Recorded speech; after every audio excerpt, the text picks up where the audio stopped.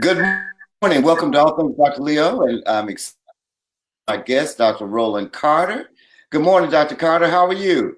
Good morning, Dr. Davis. Wonderfully well, marvelously well is my term.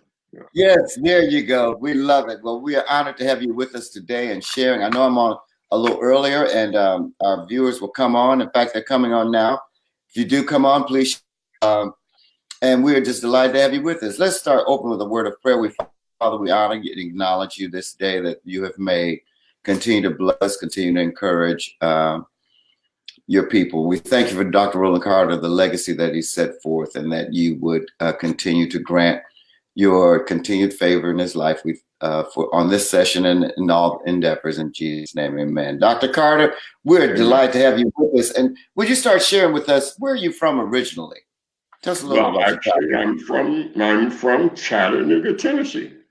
Born Wow. and raised about a mile from where I live now. Really? Yeah.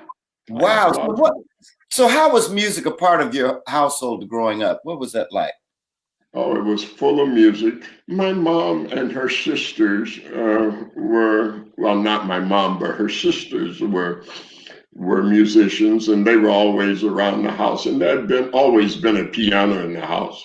Now I'm the fifth of five children, the last, the baby, the spoiled one.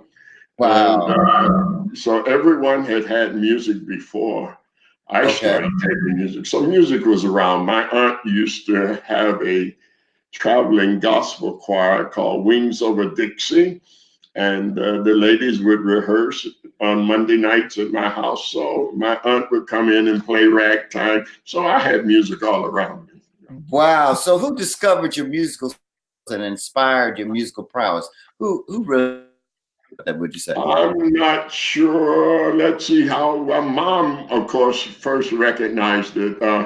I would come home from church at the age of 4 and try to play what I had heard on the. I would climb up on the piano and try to play what I had heard in church, and so that's how my mother recognized that there must be some kind of talent there.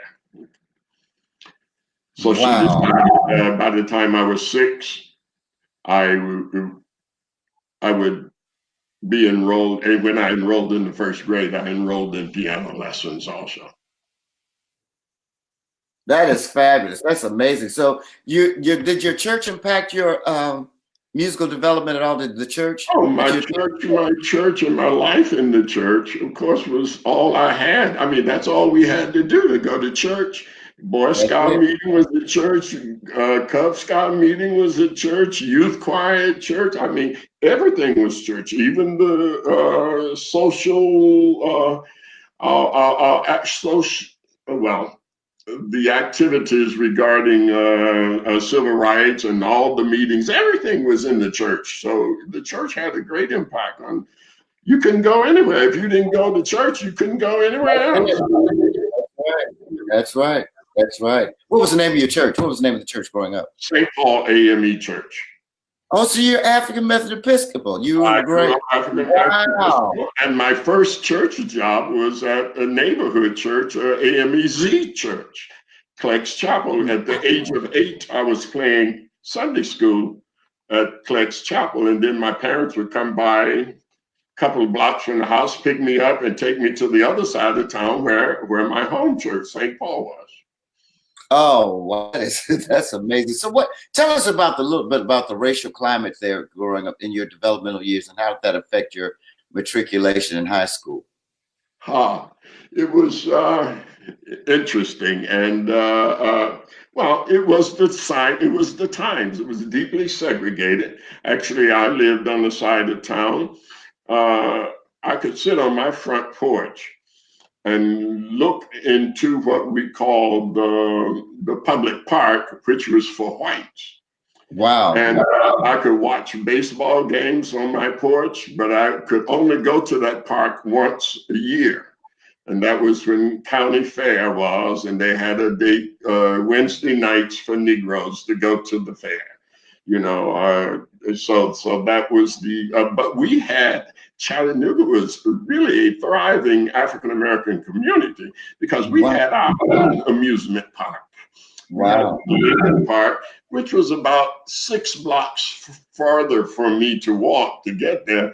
But I remember we had 3 major rides. We had a merry-go-round, we had the swings that go around, and we had what was the bumper cars. So we had 3 major events, and so that was part of the climate. The other part, of course, we had very segregated schools. Okay. In order to go to high school, there was only one high school. Initially, there were 2 high schools. There was a Booker T. Washington High School in the county, and there was a Howard High School in the city. So I was part of we lived in the city, so I had to go cross town. Actually, my high school was very near my church. So, and we didn't have the yellow buses picking us up to take us to church, to school.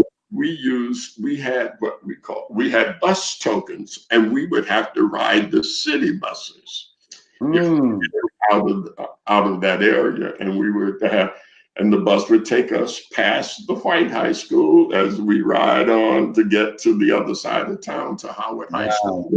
It's interesting you should ask about that climate, because it was my high school my high school class that initiated the sit-ins in Chattanooga in 1960.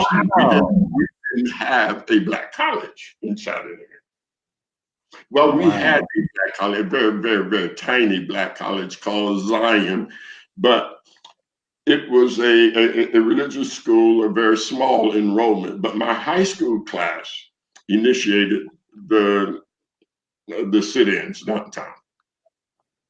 Oh, that's amazing. That is amazing. So Dr. Carter, you were integrally involved in the various aspects of the civil rights movement at an early age, I understand, including being president of the youth chapter of the NAACP and attending civil rights training camps. Can you share some highlights of your experience with that? Wow, it is interesting. As I watched the news last night locally, they did a story on what was called Highlander Folk School. Highlander Folk School was the civil rights training camp that had been initiated in Tennessee on Mount Eagle. And I had the opportunity to go there in 1958 in training as a officer of the youth NAACP here in Chattanooga. And there I met, I recall so well, I remember the name Septima Clark. And she was a very active person, I think in Alabama at the time. And also one of the highlights of my visits there was to have met Eleanor Roosevelt when she came through to be part. It was a training, had active classes, and really a wonderful, wonderful experience having grown up there. And that was actually part of the NAACP and part of my church experience also, because the church was supported, and several of us from my church attended the camp. Yeah. Oh, that's amazing. That's amazing. That interesting. So your parents were all supportive. Was there any fear behind that, or your family very supportive? That's a major undertaking at a young age. They could, as best they could. My mother was a maid and worked for a couple of prominent families, so she was very careful about voicing what her concerns, and she got angry with me or upset with me because when they would come to pick her up to take her to work, she always had to get in the back seat, and I was wondering why she had. Well, no, I knew why she had to do that, but I was always angry and complaining about that, and other kind of racial things, and how the children of the people she worked for would call her by her first name, and those kind of things that were going at that time when I was growing up. I must say, indeed, in spite of all of that, there are some good things that come out of that. My mother worked for a doctor who was very good to her. So in illnesses, and she didn't have. My mother was a diabetic. I was born around the time she couldn't, or it was discovered in her. And so for years and years, she was able to work for this doctor and get free insulin for all of those years. Wow. You know, I mean,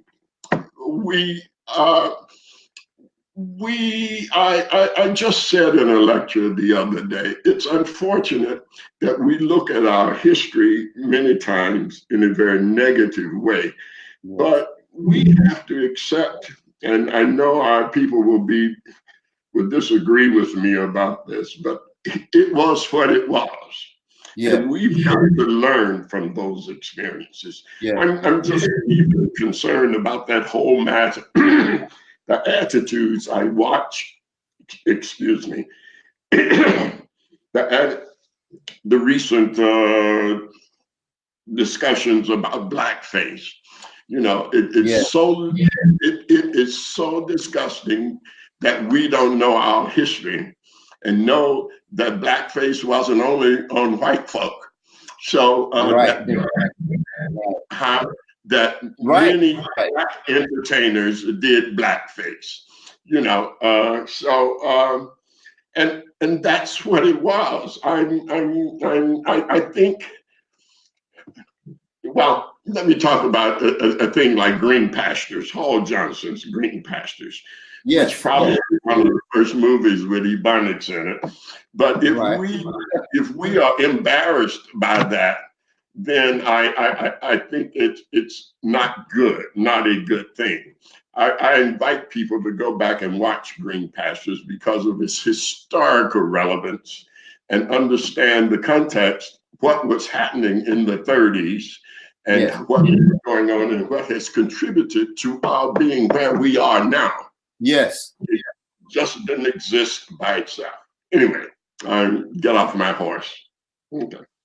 This is wonderful, Dr. Carter. This is a valuable conversation that you're sharing. Let's switch a little bit over. So tell me, through your high school, now you're maturing musically. How did you transition to an interest in choral music?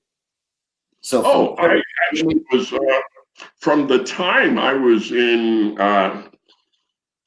Wow, I guess it was a whole public thing, public school thing, especially at what we call junior high school then, because I was a very active member of my junior high school choir. The teacher was a very good friend of the family, so I was very much involved. Actually, I got the first piece. We did a William H. Smith arrangement right up in the chart. And that should have been somewhere around 57. And I took a copy of that piece of music and still got it from my teacher. As many of us, I think, borrowed, I won't say stole, but we borrowed music in those days. So choral music has always been an important part of my life. Actually, I would gather the children in the neighborhood. My house, my home place, had about 8 or 10 steps you had to climb up. Come up to get to the front door. So I would gather all the kids and sit them on the steps in the choir loft. And the piano was in the living room. I'd go in and play and have them sing. And then I'd come out and preach in front of them. As a child, I was doing this.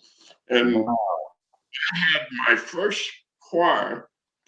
I was director of the senior choir at St. Paul AME Church at the age of 15. Oh, wow. So that, and at the same time was I'm seeing some things pop up on the screen. Oh, no, it's okay. I know, but it was a comment by a very dear colleague. It was what it was. Oh, he right back, yes. But Wonderful. no, I'm sorry. So as I say, I was also the student director of the high school choir. So I was Okay. getting that experience as I was doing, and also a student director of the high school band. I was drum major of the high school band for 3 years. So Wow. all of this point of leadership is just contributed significantly to where I was in terms of core music. Now, how did I get really into it? My teacher, high school teacher, was a student of Nathaniel Dett at Yes. Hampton. So she literally put me in her car and deposited me on that campus to study where Wow. she had studied. And that's how I got to Hampton. Wow. And you just answered my next question. Where did you attend college and what influenced your choice of institute of that I didn't institution? have a choice. There were two choices, of course. I had two teachers, one who had been to Fisk and the other who had attended Wow. Hampton.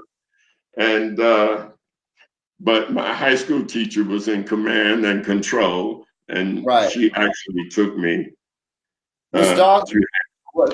was work at Fisk at that time? Do you recall? Yes, I did. Actually, I did an audition at Fisk under him during those days in the spring of 1960 and had the opportunity to meet him.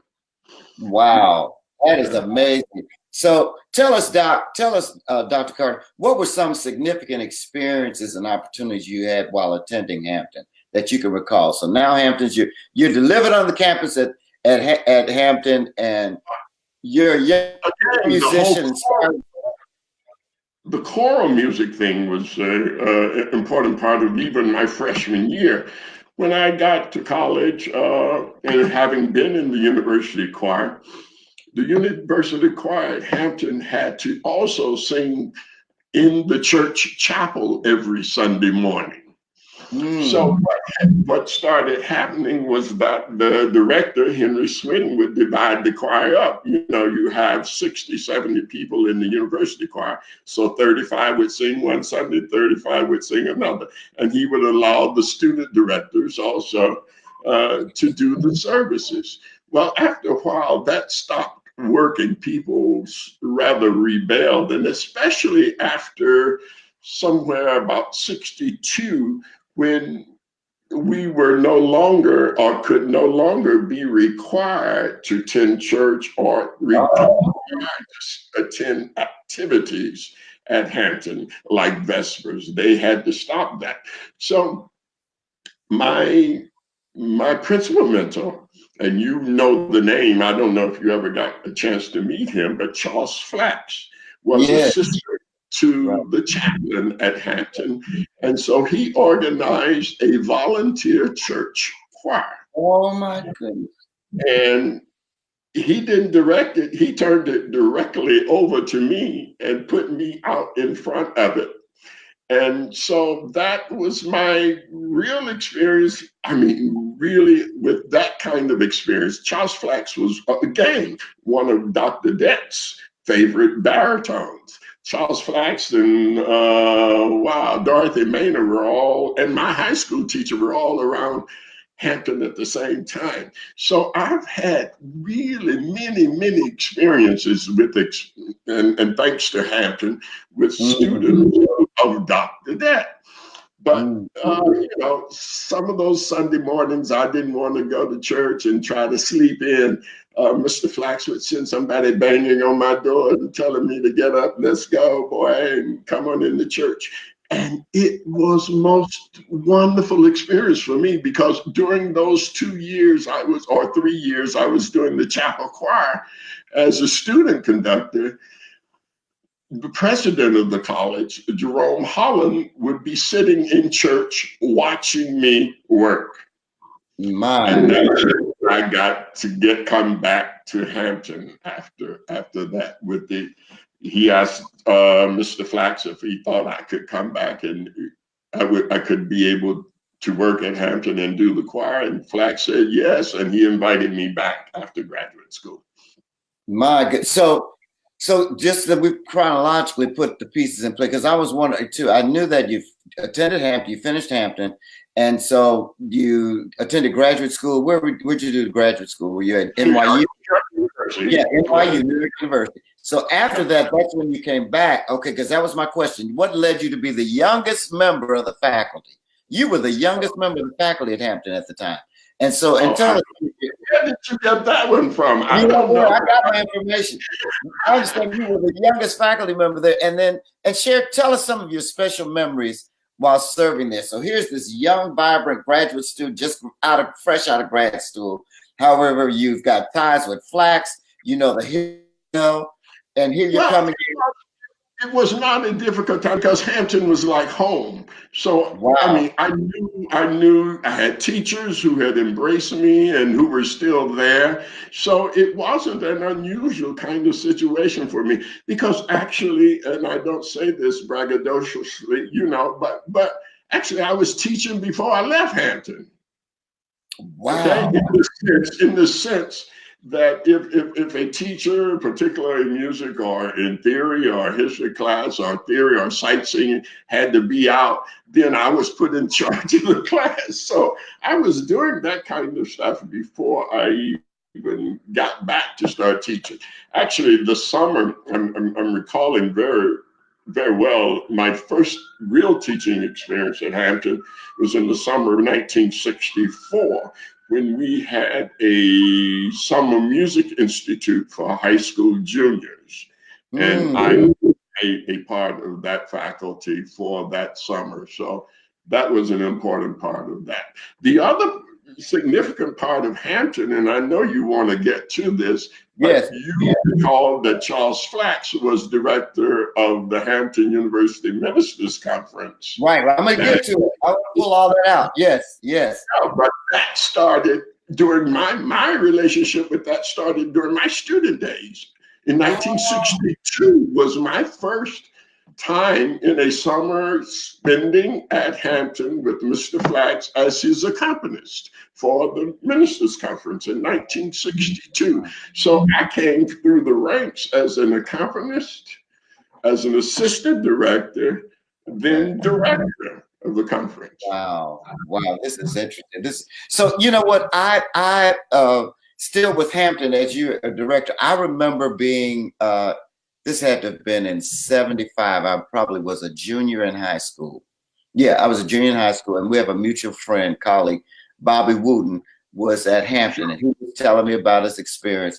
And you all did a tour. You were on your spring tour. You came to Chicago, and you were downtown. Hey, wow, Chicago was an important hub. Yes, it was. You were pulling students left and right, and you came down. The choir came down to Hampton at a hotel downtown. I never will forget it. And my dad took me to this concert. I was in high school, and I never will forget standing. Somehow we arrived right at the point, the same time that the bus arrived. And so we were about maybe an hour early. I don't know what it was, but the singers, the choir arrived. And when they got off of the bus, I never forget the girls. I was looking like, this is kind of different. I was waiting for them to get off with, well, not jogging suits, but comfortable attire, travel attire. They got off the bus in their concert attire, tuxedos, the way they were lifting their dresses, getting off the bus. It was so pristine and polished, like anything I had ever seen before. And of course, the concert, I still remember. You did pieces. You did Adolphus Hailstork's Psalm 72. Wow. Yeah, I remember that. You did also pieces from Duke Ellington's Sacred Concert. You did the Lord's Prayer. You did a couple of movements from there. It was stunning. Right. And then you had just arranged, you just newly arranged the Lift Every Voice and Sing, the trio. You did that I Want to Die Easy, Still Away, and You Must Have the all those pieces. So it was like, the music was unbelievable in that hall. So I said that to say you've set some standards that you instilled within your choir at Hampton in regards to decorum and professionalism.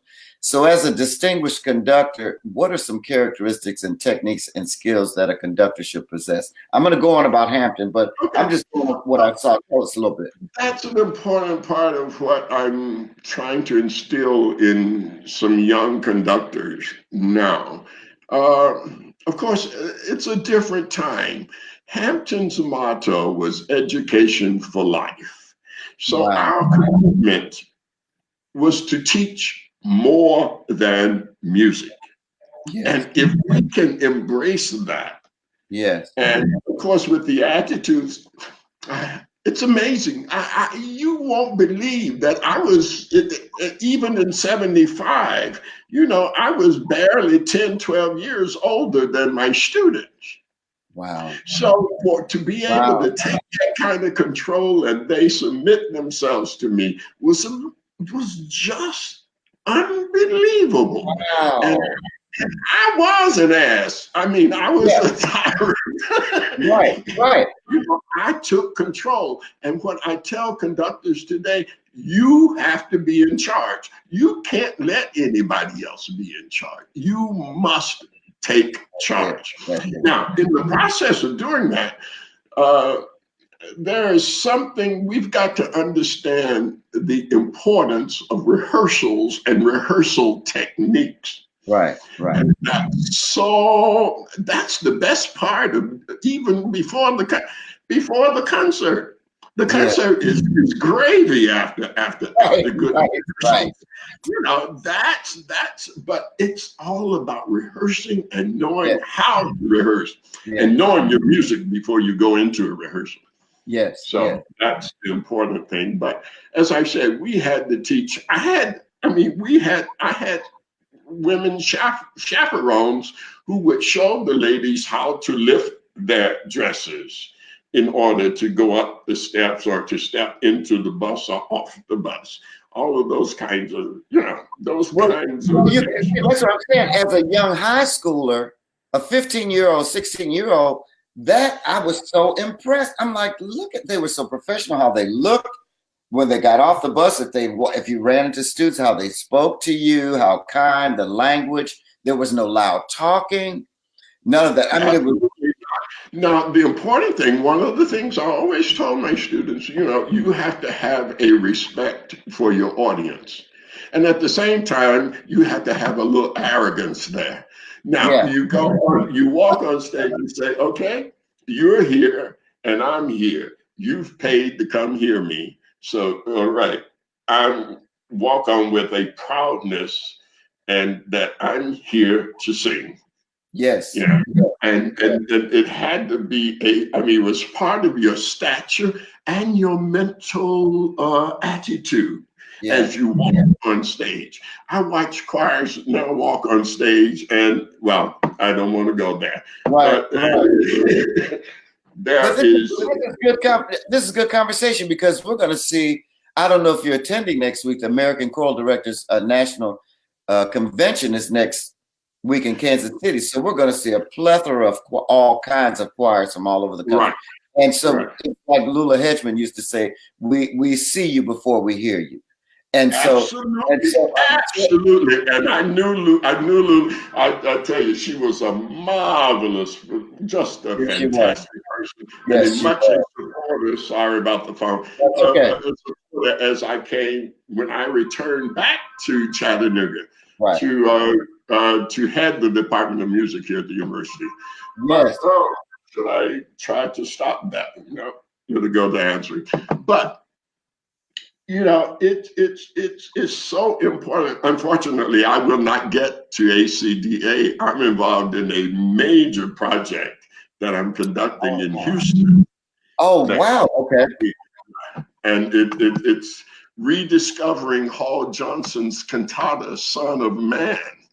Well, I'm saying, I know there's a shift here. I got so many questions to ask, but I saw all of the publicity about it. I've seen the flyers.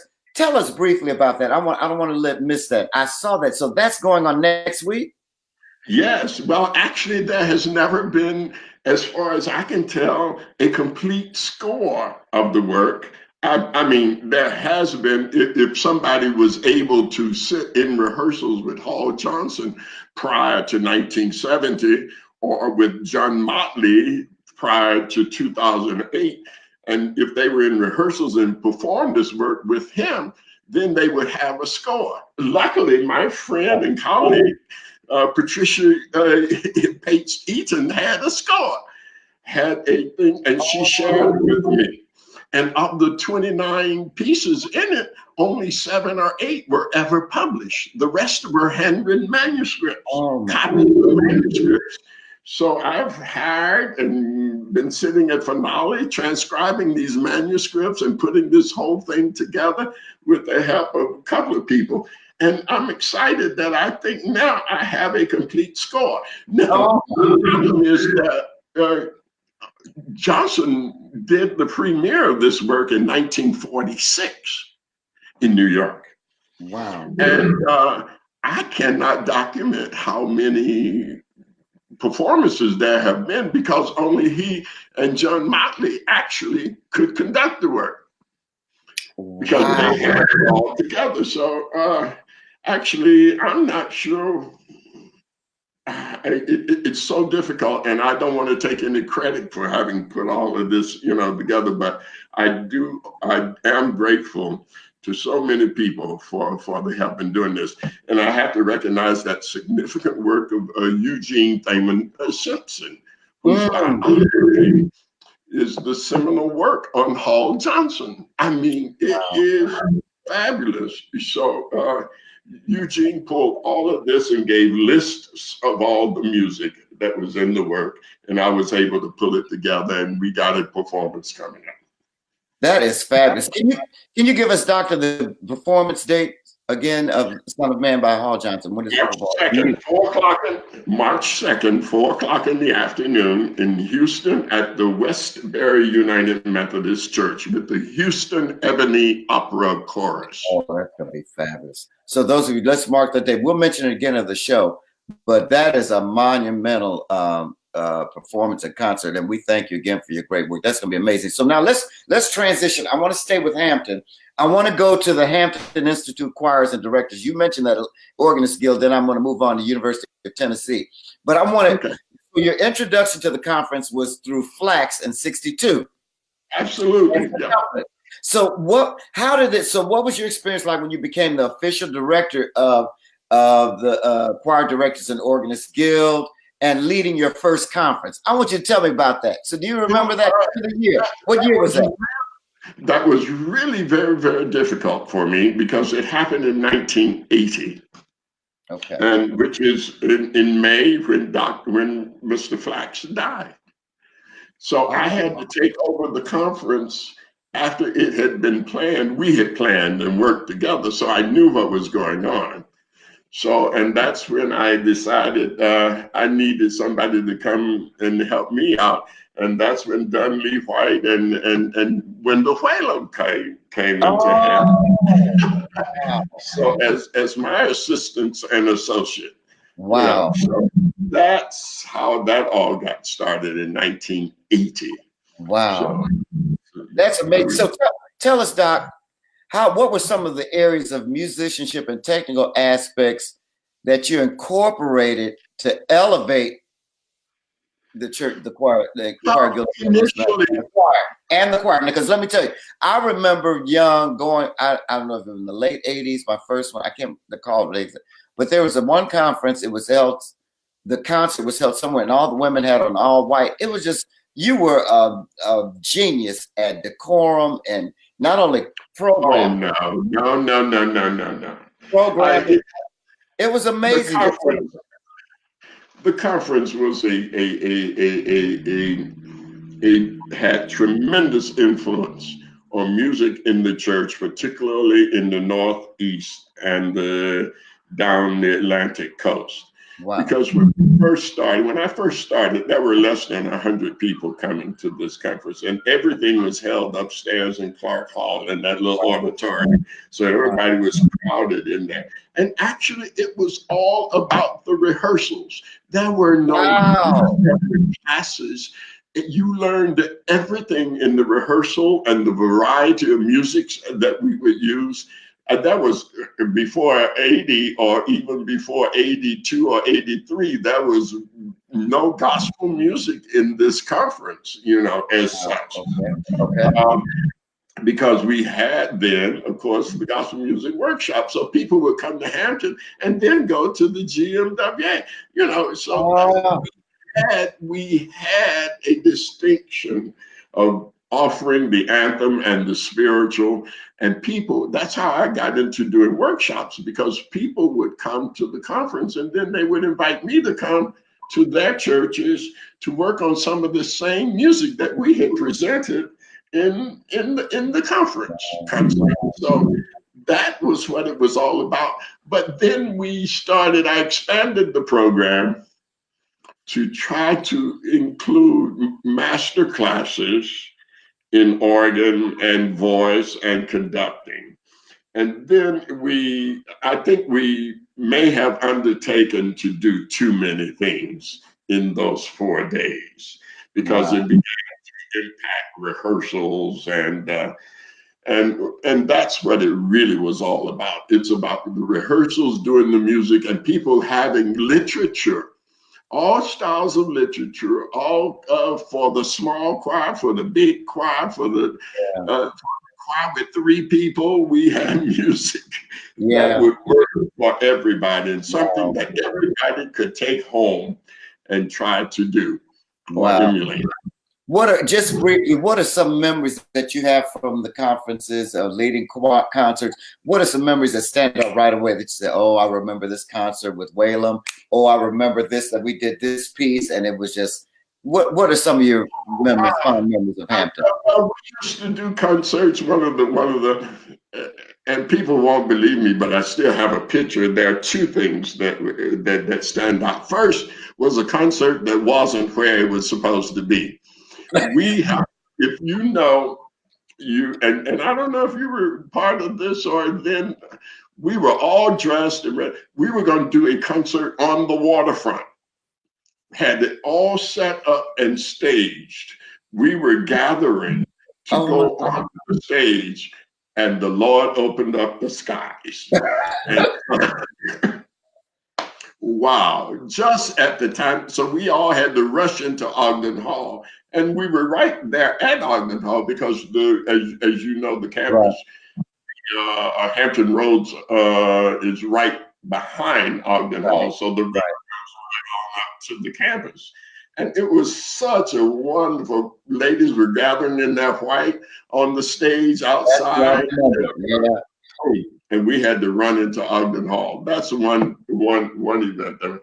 The other has to do when we got too big for Ogden Hall and had to move off campus to the Hampton Roads Coliseum. Now that's much bigger even than the Convocation Center. So when you said larger, how large was the choir then? How large had the choir grown to? Oh, the choir was getting up to 1,300 folk then. Actually, yes. And I've got pictures to prove that. Anyway, it had gone. I can't. People liked what they were doing and coming, and what was happening at Hampton. And I'm hoping that part of that was part of what you call the class act that we tried to create, and what they wanted to do. It's important to do what they couldn't do at home, but could aspire to do.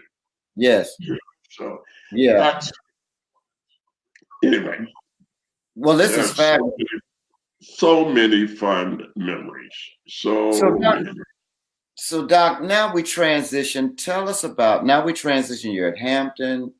You got the ministers' conference. You're doing well. I mean, you're writing wonderful music, Hold Fast to Dreams. There's a lot of things that your choir's doing. You're all over the country now. Now there's a transition from Hampton, and we hear about Dr. Carter is transitioning to the University of Tennessee at Chattanooga, back home.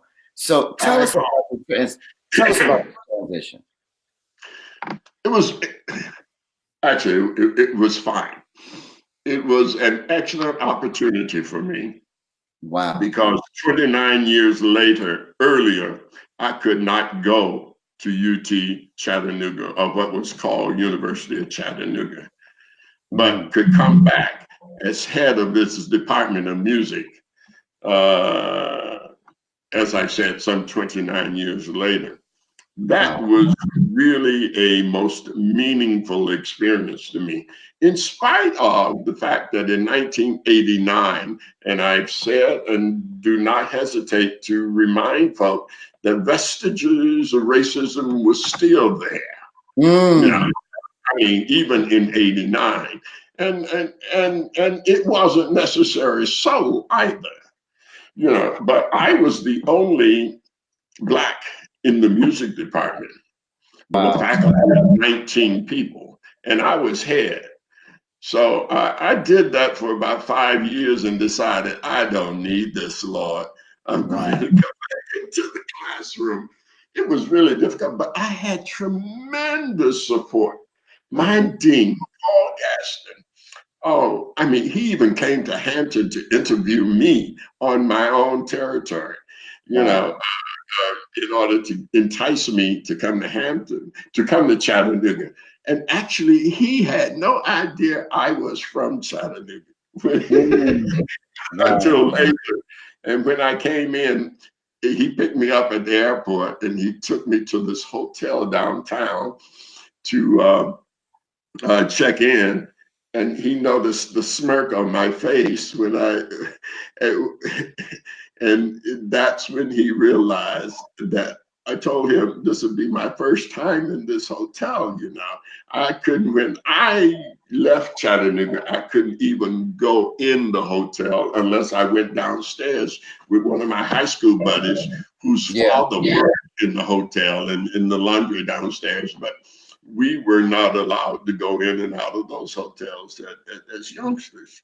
So to be able to come back and to live in Chattanooga's luxurious hotel, quote unquote, Yeah. the Reed House was just quite something to behold. Although my parents were here, and I could have stayed at home with my parents, but of course the university search committee had to put me up in the hotel. So that was a most wonderful experience coming Wow. back. Paul provided the best guidance, I think, not because I was Black, but just the best guidance for administrators, I think, that any dean could have done. He was a genius at Mm. that. Went on to be a provost at Kent State, and I'm just so honored to have served and worked with him, and I owe him an awful lot as an administrator for success and service to the university. So while you were at UT Chat, Dr. Carter, you developed the Research Center for the Performance and Preservation of American Spirituals. So tell us, what was the purpose and impact of that center? Well, actually, the center was more external to the university than part of the university at the time. It started as part of the African American Museum in Chattanooga. And again, my high school teacher had started this chorus. We had, which was basically the alumni chorus of Howard High School, because Wow.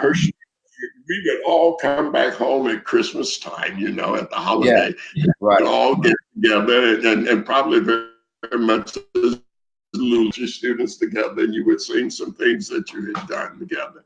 But then she organized this group called the wow, I changed the name, so it became the Afro-American Spiritual. I'm not sure where it was then, but I changed it to Preservation of African American Music and not just African American spirituals. Oh, that's what the difference. I changed it to embrace a broader sense of music, art music, jazz, and other kinds Right. of things. Right. I came back, so in 1990, I assumed the directorship of the group. And so actually a former student, and I don't know if you had the opportunity or not to meet him, but Dr. Lee Mackey, who Yeah. was from the faculty at Tennessee State, Right. was a conductor after Mrs. Simmons, my high school teacher, and then I took over after Dr. Mackey. Oh, wow. And Okay. so the idea was to do the town gown relationship of the preservation of the society with the museum and the university. Since I was head of the university music department, was to bring and build a bridge. Yes. Not a wall, a bridge between the community and Yeah. the Department of Music and the university. It was our town gown effort. Wow. Yeah. Wow. So, Dr. Carter, I want to shift a little bit and talk about your many compositions write. I know there's some that are very familiar, but just share a little bit the particular styles and genres that you've written for. When did you start writing? What was even tell me the first piece that you arranged or you've written? How old were you? What the first piece I recall arranging in 1962, I guess. Well, it was the first piece because it was part of the chapel choir that I was talking about back at Hampton. So I started writing for them.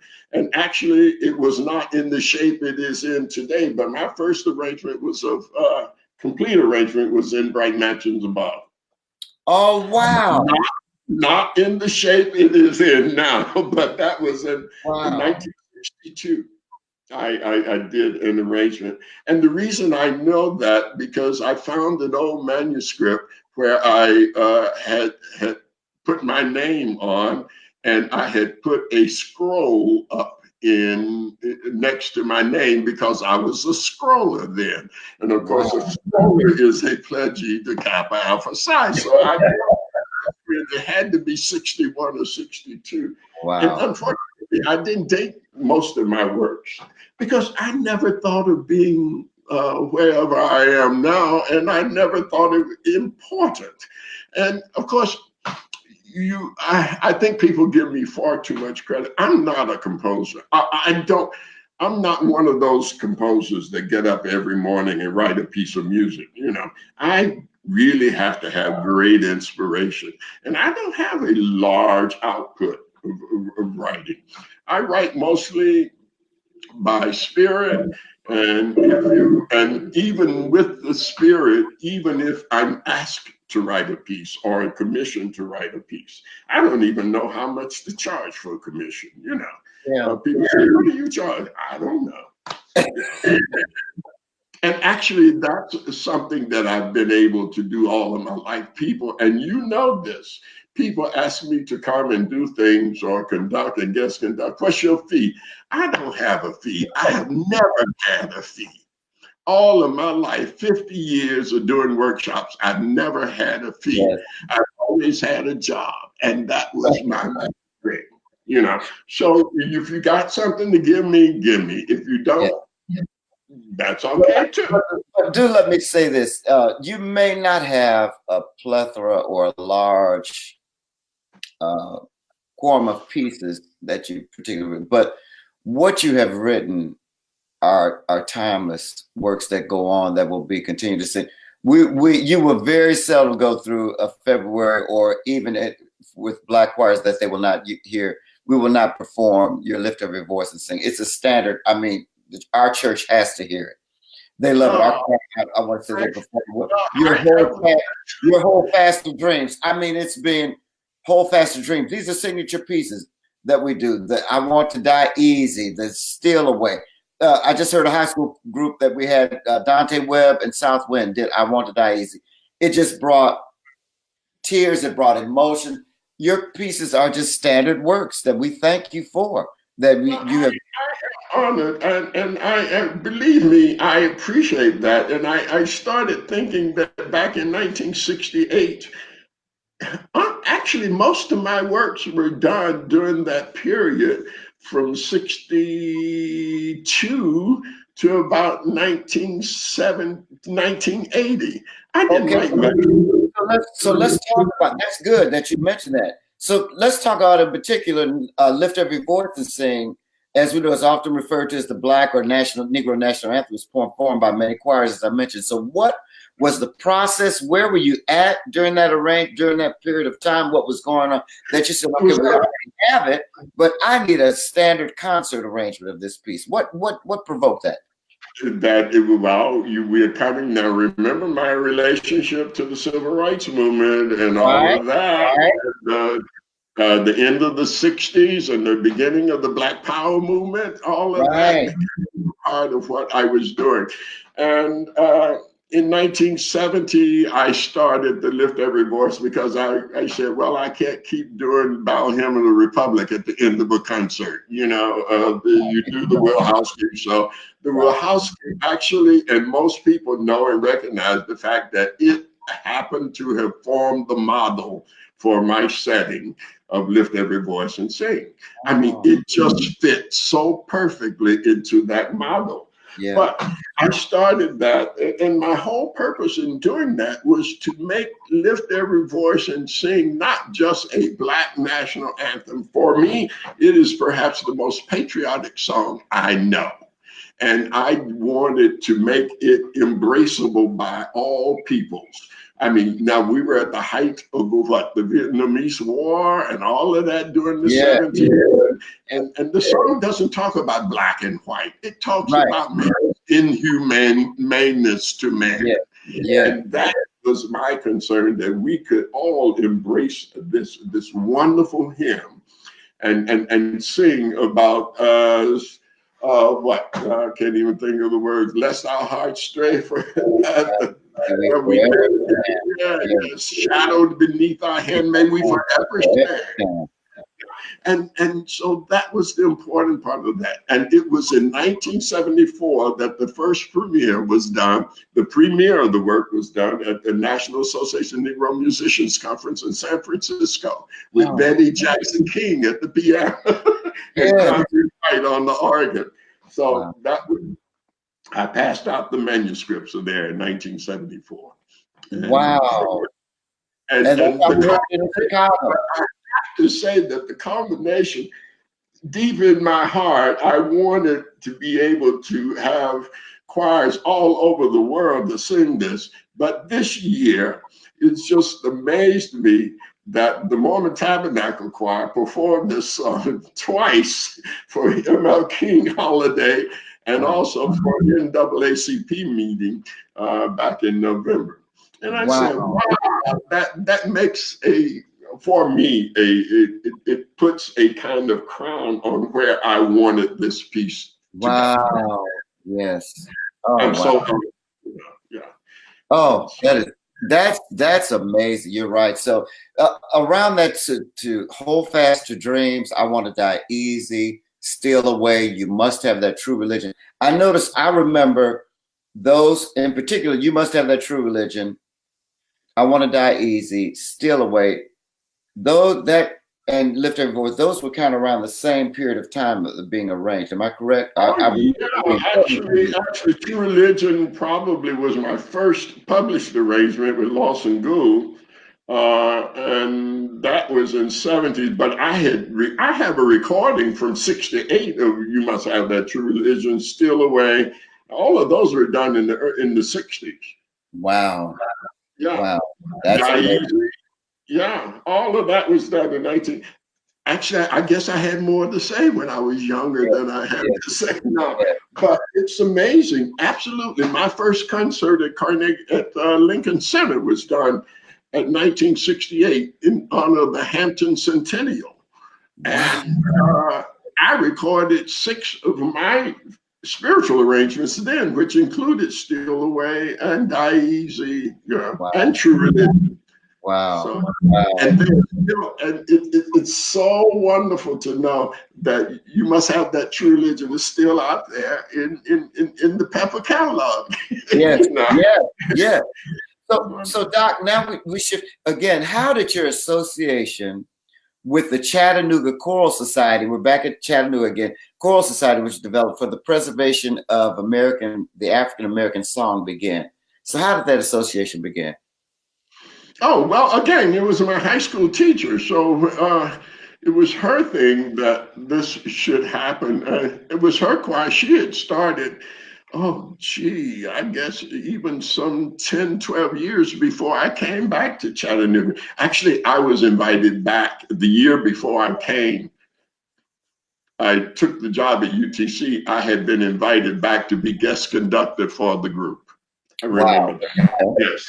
And so I came back. I knew many of the people because many of the charter members of the group were either knew me around high school time. We all, we had one teacher in Chattanooga who practically taught everybody piano during the time we were growing up.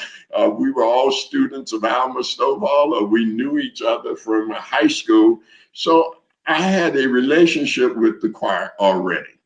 So, and when I came in, and then and that choir was organized, I don't know if many people know, under the umbrella of the then Afro-American Museum in Chattanooga, which was started sometime back, about 30 years ago, was it? Yeah. So that's how I got into the group. You see, what we used to do when I would come home from Christmas, for Christmas or holidays, Mrs. Simmons would pull the students together and go around and carol in nursing homes, homes of people, of the mayor or the vice mayor or the county mayor. We would go to homes of people who were supporters of ours and sing Christmas carols. And that's how the group started getting together. Wow, that's amazing. So you're founder, Dr. Carter, you're the founder and CEO of Marvell Music Publishing and music publisher specializing in the music of African American composers and traditions. Right. Can you tell us how that came to fruition? Well, again, we go back to 1960s and early 70s. Now, we stopped singing the spiritual, Right. So, and and praise the Lord for Brother Hawkins, but he turned the whole thing around. Right. But that's not why we necessarily stopped. But what I'm saying, it was beginning to happen because nobody wanted to be associated with the spiritual because it was a vestige of slavery. Again, it was what it was. That's what I'm. Yes. I mean, we cannot forget that. But choirs start substituting, college choirs, gospel music for spirituals, Right. But then publishers were no longer interested in spirituals. I would send my things to publishers and they send them right back. And, with that form letter saying we're no longer interested. And I know they hadn't even looked at them. Yeah. So in order to do that, and with the Hampton Ministers Conference, I was giving scores away because I could do it with the conference. When I had 300 or 400 people in the conference during that time, I would print scores and just distribute them. And then it occurred to me after 1980 that I was the director. I could buy all the music.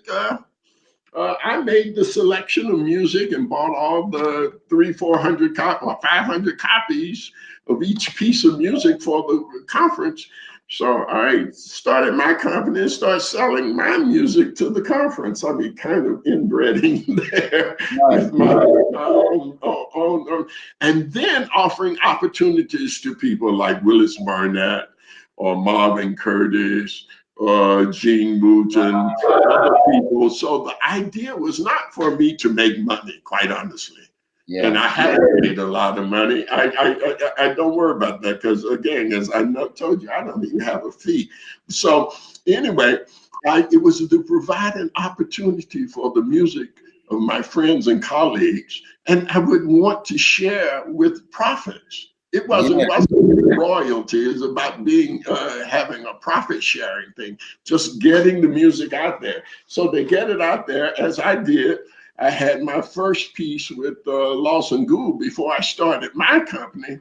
So once my name got out there, then I didn't have to give it back to Lawson and Gould. I started putting it out with Marvell. Marvell being short for marvelous. Yes. Actually, my So, company was named by a student, or by a former student, Marilyn Thompson. Marilyn was a good friend and student, and she helped create that name because, see, early in my career, I was known as R. Marvin Carter, Marvin being my middle name. And of course, the kids would the students would play with me and say, R. Marvelous. yeah, So that's how she got the Marvel right. for the company. So, yeah. That's amazing. So, what do you feel, Dr. Carter, in being a publisher, what do you feel are essentials for arranging and publishing? There's a lot of music out. What do you think? There's some things that are essential for that to make it a great song or make it a usable piece, viable piece. Well, first of all, you avoid doing something that's already been arranged. Don't don't don't what is it they call wow, I can't think of the word now. Don't copy arrangements. Don't try to improve Det's arrangements or Dawson's arrangement or even don't copy Moses Hogan arrangement. Everybody, all the arrangers had their own purpose in doing what they did. Right. And if you're going to do the same song, at least change the structure. For example, most people don't know that Ain't Got Time to Die was never a spiritual. It's a song that was written by Hall Johnson in the style of a spiritual. But they take music and then rearrange it and infringing on copyright issues, not really knowing it. And what I admonish the contemporary arrangers for not doing is not going to find sources in spiritual collections to write their arrangements. They're taking the melodies from arranged pieces already. Wow. So it's important to me that they find the collections, the Fisk collection, the Hampton collection. Right. I was going to say, talk about where these collections are. Tell us where to go to find these collections, where they can find the original. Most of these things are out of print, but you can still get some of them on Amazon. You can get the Jubilee, the story of the Jubilee singers. And in the back of it, about 150 spiritual melodies that were composed. The Hampton collection is still available out there with that Det edited in 27, but he edited the edition that started somewhere around 87. You got John Works, American Negro songs. Is another collection. There are all kinds. You got the Boatner collection, the spirituals triumphant, but most of those have been arranged already. But you got all kinds of resources out there to find. I see you pulling yours out there. I have right here. They couldn't see me do that. I could pull. I have here the cabin and plantation songs as sung by Hampton students. Then I have the religious folk songs. Here's the one. Which is a later edition of the earlier work. Ah, gotcha. Yeah, absolutely. This is Jolene and Anderson Gifted. You know Jolene. Jolene, my student from St. Louis. Exactly. She gave, this was copyrighted, what, 1927? 27, that's the Det edition. That's the Det edition, okay. See, the original one was it should have been with Thomas Finner, the Hampton. Yeah, that's this one. Well, that's this. Has arranged by Thomas Finner, Frederick Bunn, and Miss Bessie Cleveland. This is the third edition, of course. Yeah, she gave me 1901, so she gave me both of these. Yes, go ahead, Doc. Didn't mean to cut you off. Oh, no. I just, again, I'm trying to think of the word, when a person copies a song or do a version of a song, what the contemporary thing they refer to. Somebody will write it up. I can't. What it is. But no, I just want, for example, I say Hall Johnson had a very special need to try to read for his spirituals to capture what we call the authentic, I think, singing of slaves, to try to recreate the plantation spiritual. I mean, write 10, 12 parts. And because of improvisation becomes an important part of that, and he would and the bass rhythm is so much a part of his spirituals that they're probably closer to the authentic singing of slaves than any other spiritual. Now, take for example, Chester Harrison was Hall Johnson's student and dear friend, but Jester's approach to spirituals, and I don't say this out of disrespect. I mean, he's helped make the spiritual world phenomenal, but his approach is more theatrical, more show, more entertained than the Hall Johnson ones. The William Dawson spirituals are really concert spiritual. Dawson uses perhaps more counterpoint in his spirituals than any of the other arrangers. And then you got Eva Jesse, who used the piano as a tremendous support for her spirituals. Burley, who did a really straightforward harmonization, nothing extravagant, just based on creative harmonic use of these songs. And Moses Hogan, of course, who gave us the music with a rhythmic vitality that did not destroy the essence of the spiritual. And then, so everybody had a reason for what they do. Find your reason as a youngster or as a young composer, and put what you want on paper without copying. Wow, thank you, Doc. This is great. So, how do we ensure, Doc? We're almost through. How do we ensure that we preserve music by African American composers and arrangers? How do we do this in our churches, schools, but how do we, how do we ensure that we preserve them? What are your thoughts? My problem and my concern comes from the fact that, for example, I'm director of a choir, and you can probably testify to this also. But I'm director of a church choir, the Sanctuary or the Chancel Choir at Cascade United Methodist Church. And I've got a membership that embraces some five decades. Yes. 50s, 60s, 70s, 80s. And actually, I just got a new member the other night who was a singer at Russ College. And this man is 90 years old, but he's still singing. So I've got 6 decades of people that are in the choir, but we're missing the third. I mean, actually, I have 1 or 2 in the fort who are 40. I don't have very many people who are younger than 50 in my choir. Yeah, that's where we're going to lose it. That's where we're going to lose, because we don't sing in the choirs in colleges, we don't sing in the choirs in high school anymore, because we allowed our administrators to go out there and get somebody to come in and teach a gospel music choir who doesn't know the first note of music. And to get students, so they want to have a little high school gospel choir, and these teachers, some of these teachers, bless their hearts. I appreciate their commitment, but I appreciate their commitment much more if they go learn some music. Yes. That's the thing that concerns me. So when they come back, they don't have a chancel choir or a sanctuary choir to come back to. Yeah, and bless the hearts of our ministers. Hey, oh my God, they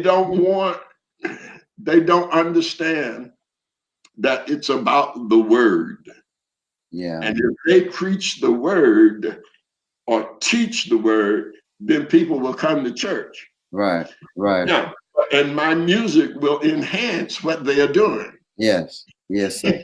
Yes. You know, Yeah. so don't put it on me that people don't come to church because they don't like the music. They might not like the preaching. So, you know, I mean, it's so easy You've to put it. answered right. You've answered that question, and it's so viable. I salute those. I'm thinking of the many high school teachers, the Adrian. Can't think of Adrian's last name. Adrian Dante Webb. They're doing great with their high school choirs here, and they are trying to make it. But it's like after they leave high school, or when they leave their high school settings and they go to the churches, it's so far removed. It's so It is absolutely. Yeah. it's just unbelievable. So I'm grateful for my setting and the support. But you wonder where is it going to go after I won't be there forever. But who's next? Who's to follow? Where do the people go? It's few and far between. It's really a hurtful thing to look at and to try to assess. So, Doc, what's next on the horizon for Dr. Carter? Tell us what's next. What's going on? What's next on the horizon for you? Oh, I'm cutting back tremendously now, and not because I actually what I would like to do. I have the Roland Carter Institute for Studies in American Music. Is a 501c3 foundation that I started, and what I want to do now is to do a series of conferences and family talks. For example, I would like to get some of my colleagues who are still part of the generation that I am. Like Carl Smith from Kentucky State.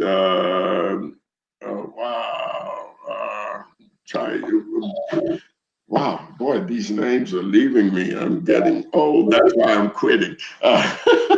And Robert Morris. There are several of us. Robert Morris, Carl Smith, Carl Haywood, and some of David Morrow, Uzi. I would like to get us all together with the younger, particularly HBCU choir directors, and have a kind of week seminar conference and family time together and talk about where we've been and where we're going. And I've been talking about my friends with the college choirs now, and I'm not going to say what I've said about them.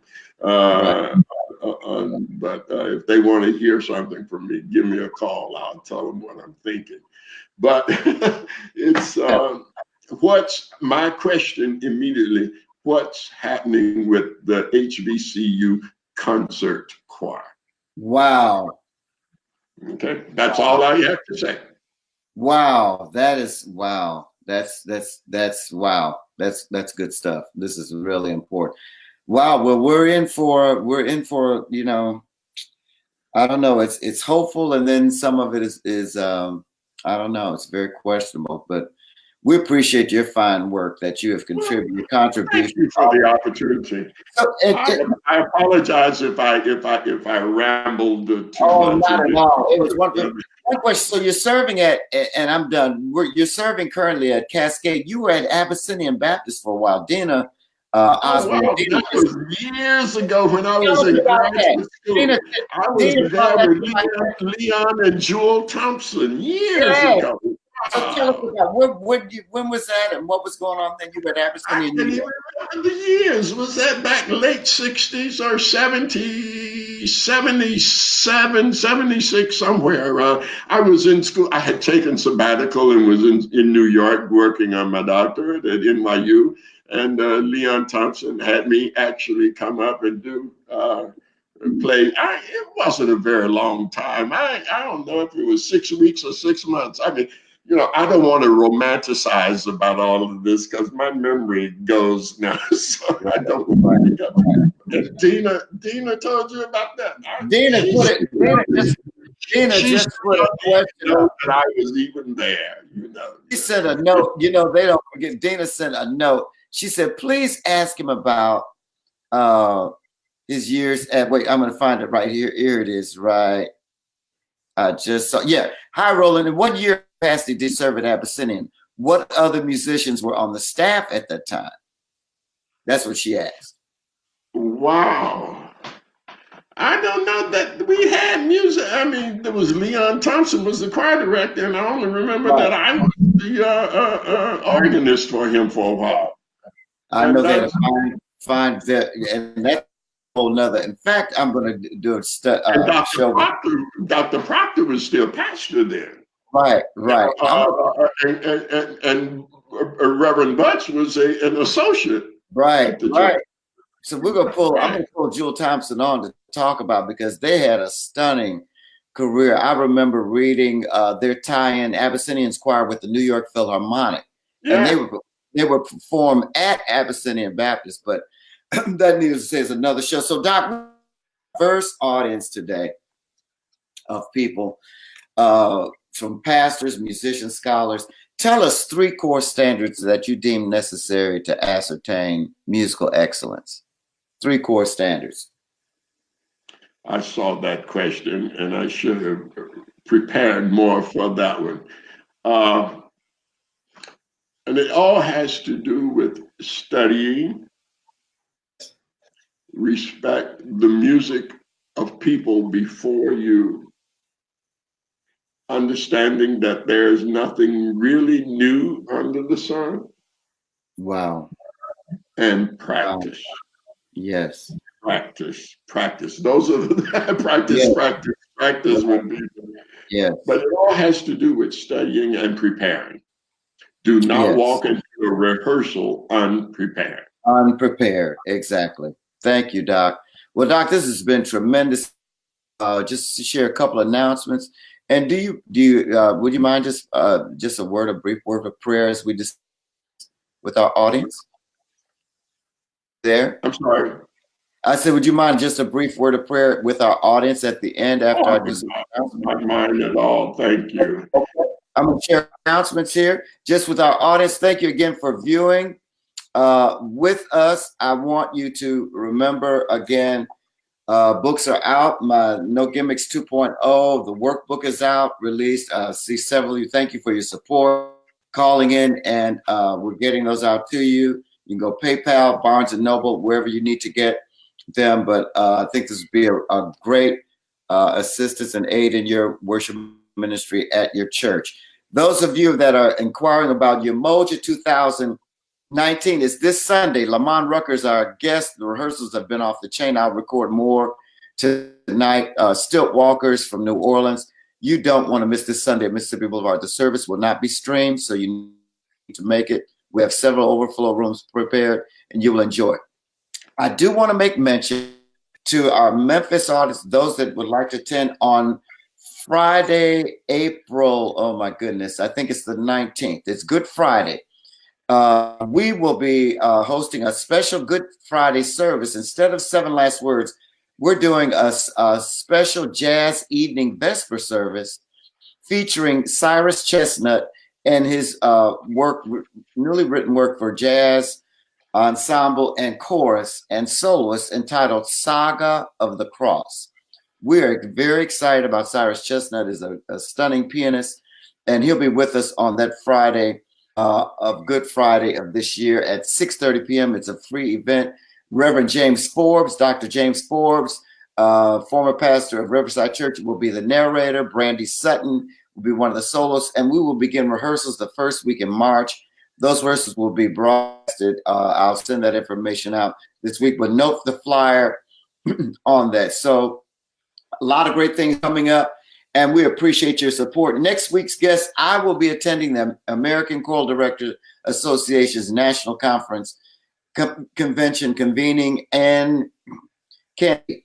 And this is the 60th anniversary. So I'm going to walk up and find several people that I'm going to interview live on Dr. Leo next Friday.